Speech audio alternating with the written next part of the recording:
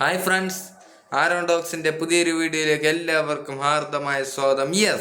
Kerala Blasters ഈ സീസണിൽ രണ്ടാമത്തെ വിജയം സ്വന്തമാക്കിയിരിക്കുന്നു.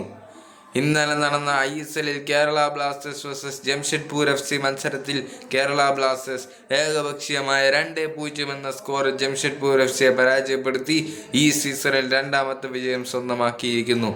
ഇന്നലെ നടന്ന മത്സരത്തിൻ്റെ ആദ്യ പകുതിയിൽ വിപിൻ മോഹനനും ഒപ്പം നിഹാൽ സുധീഷുമാണ് ഗോൾ നേടിയത്. ആദ്യ ഗോൾ നേടിയത് നിഹാൽ സുധീഷാണ്. ഒരു കിടിലൻ ഹെഡറിലൂടെയാണ് നിഹാൽ ഗോൾ നേടുന്നത്.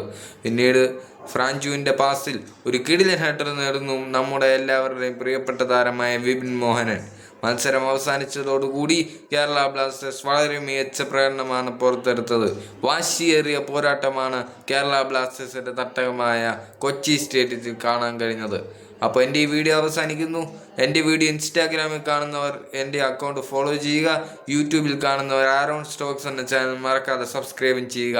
അടുത്തൊരു വീഡിയോയുമായി ഞാൻ വീണ്ടും വരാം. It's me Aaron talks, signing off with love and respect. Thank you.